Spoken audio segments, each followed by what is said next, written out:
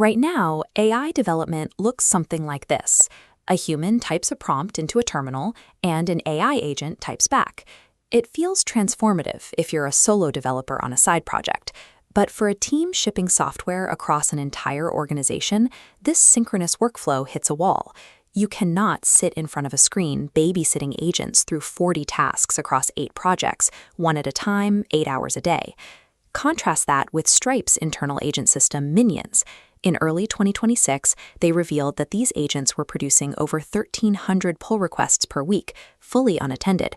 They don't pair program with humans. They receive a task, execute it, and move on. If you want to see the exact architecture required to run hundreds of these agents at exactly the same time, hit the subscribe button. We are about to break down exactly how it works.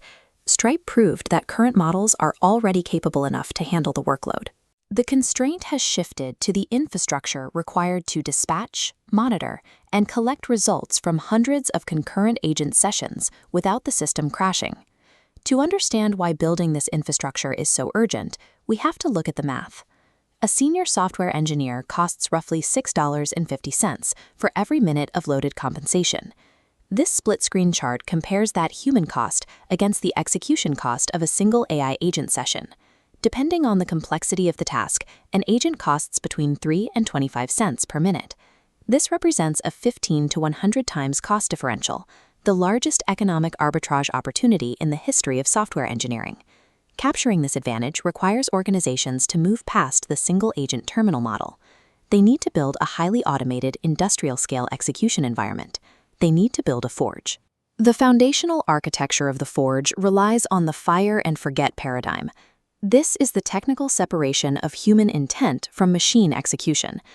Many developers start by using WebSockets to keep the human and the AI in sync, but WebSockets drop connections and require complex state recovery logic.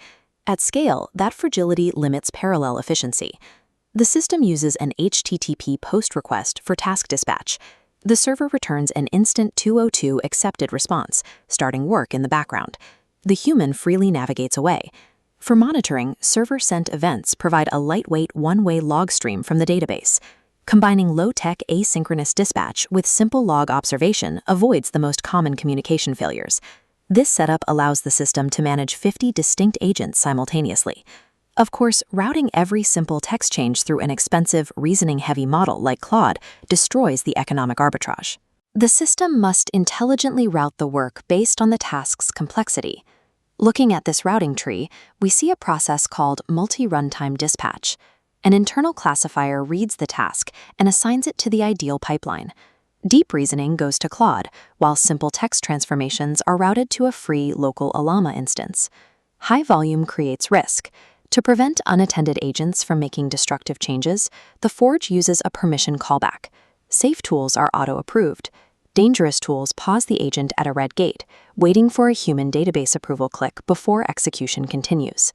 If you want to see the actual documented blueprints for these routing and permission systems, click the link in the description to visit anative.business. Separating the brain of the task, the runtime, from its behavioral boundaries allows an organization to scale at speed without sacrificing the safety of the codebase. Once you build this infrastructure, you face a new problem. The speed of AI production rapidly outpaces a human team's ability to review the work. In open-source projects using AI agents, data shows pull request volume increased by 98%, but review times also increased by 91%. This widening red zone is the verification gap, the distance between what agents can produce and what humans can validate. To manage this, the Forge uses structured logging and profile-based constraints. By strictly limiting what any individual agent is allowed to touch, you shrink the surface area that humans actually have to verify.